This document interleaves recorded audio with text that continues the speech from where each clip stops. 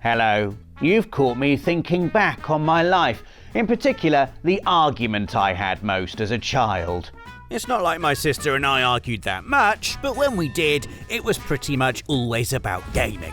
Whose turn it was to play, who got to be Hwarang when we played Tekken, who forgot to park the pink death taxi in CJ's garage. It's probably me, but I'm not going to admit to that.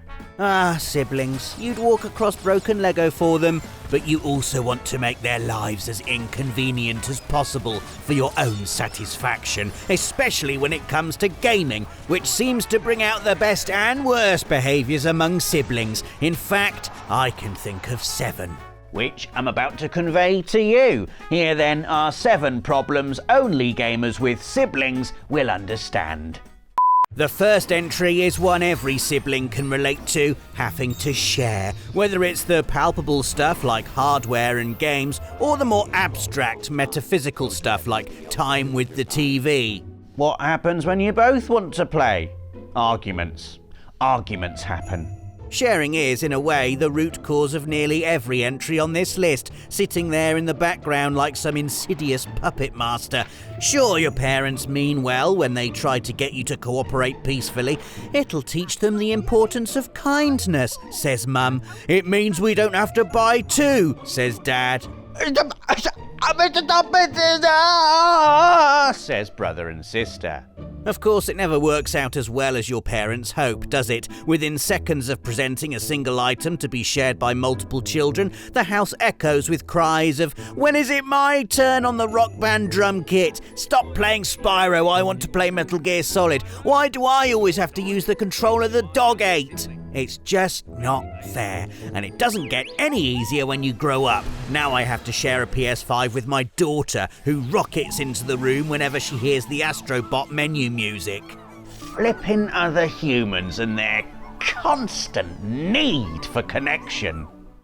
Have you ever loaded up your saved game and you weren't quite where you remembered? Well, that's probably because of entry number 2, messing about with your siblings' saves, dressing their character in silly clothes, wandering into a new area where they're underleveled, selling all their health potions when you know they're near an important boss fight. Or saving mid-jump in Tomb Raider, knowing that the second your sister loads into the game, she'll immediately fall into a pit of spikes. I mean, that's a particularly malicious example, but sometimes a save file can simply be unwitting collateral damage if you have to share a memory card with your sibling. One time I accidentally saved over my sister's endgame Final Fantasy IX save with a new game I'd just started. It was accidentally. And one other time, I accidentally corrupted her entire memory card. I'd beaten a boss for her in Crash Bandicoot 3 Warped, not out of love, just to show her I could. I told her she couldn't save the game and that she needed to beat the boss herself. But she went for it anyway, straight to the save screen, and so, fizzing with burning brotherly fury, mid-save, I turned off the PS1, which wiped not just her Crash 3 save, but every other save she had on that memory card. Unfortunate, innocent consequences of gaming with a sibling. You know, your saves are gonna get messed with. I bear no responsibility here. Entry number 3 is one that I admit isn't all that bad. Having to help your younger sibling get past a difficult bit. The first few times this happens, it's just annoying. Yes, I'm the older, wiser, more experienced and generally just more awesome sibling. I get it, but that means I've got my own games to play, thank you very much. You know, I don't care that you're stuck on Nasty Nork. I'm trying to breed a gold chocobo over here. But then, after giving in a few times, you start to realise the power you wield. Every feat you manage makes you even more of a gaming legend in the eyes of your younger sibling. Why, of course I'll help you beat Nasty Nork. After all, I am clearly better than you at games, aren't I? What's that? You want me to help you beat another boss? Well, you know what you have to do. I'm not doing the song. Well, then I guess I'm not helping you. Oh, for God's sake. Oh, Rob, you are so brave and wise. How can I ever be as good at games as you? One day maybe, but not today. So won't you help me, please? Yes, yes.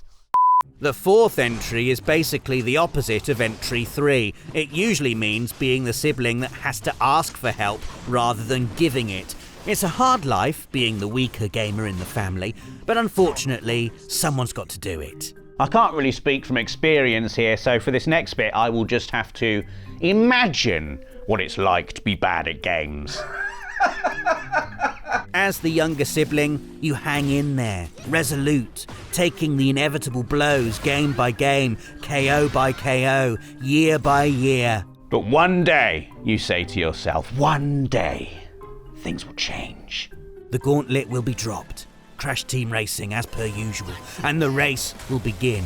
Your older siblings' cocky facade drops when they realise you're not trailing in 6th place as you normally are. Trash talk is replaced by chill silence. By lap 2, tension hangs in the air, filling the void where insults used to reside. Beads of sweat roll down your forehead as you execute the perfect drift, now neck and neck on the final straight. The plastic in your siblings' hands cracks as they squeeze the last drop of boost out of the DualShock. But it's too late. You're ahead and you cross the finish line a full cart's length before they do. The king is dead. Long live the new superior king. Well, that was a fun bit of roleplay. What's the next entry? The next entry is all about the fight to be player 1. Now, you may think this isn't exclusive to siblings. Maybe you're an only child, and you're like, Rob, I still like being player 1, and will occasionally argue about it. But no, you don't really understand. You think you want to be player 1? You merely adopted player 1. I was born as player 1, moulded by it. I didn't see the right-hand side of the screen until I was already a man, but then it was nothing to me but blinding. The controller betrays you, because player 1 belongs to me. You'll never really get it. Not like those of us with siblings. And that's something you only children will find out if you try and claim player 1 from your friends who do have siblings. But this is my house. I invited you over. Of course I'm going to be player 1. Do you feel like player 1? Oh, for God's sake.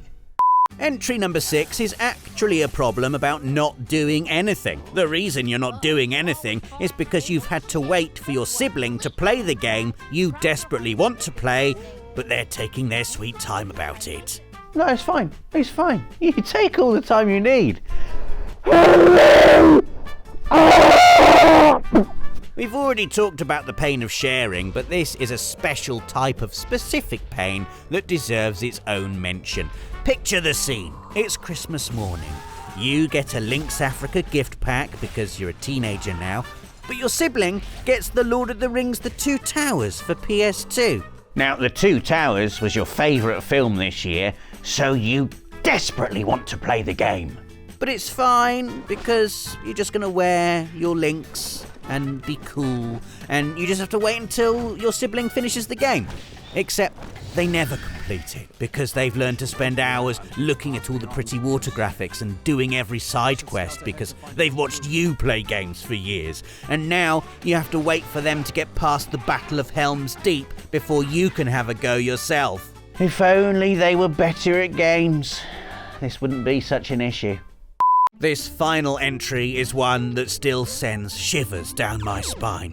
When some kind of gaming argument hits fever pitch and forces your parents to intervene. Maybe it's one of the things already on this list, or maybe it's something more simple. Perhaps you're just annoyed by the mere presence of your sibling and start to raise your voice as you ask them to leave. Because when you're living with your siblings, being watched quietly and respectfully is the most annoying thing ever. But after a few minutes of increasingly loud bickering, you hear the stomp of your mother down the stairs as she's forced to stop working and prevent you from tearing each other's limbs off. The problem is, for some reason, she doesn't think that either of you are being reasonable, and so she says, It's the very worst phrase a parent can say to a child gamer. Right, that's it! No PlayStation for anyone for the rest of the week! That's not fair! She's not even supposed to be in here, no!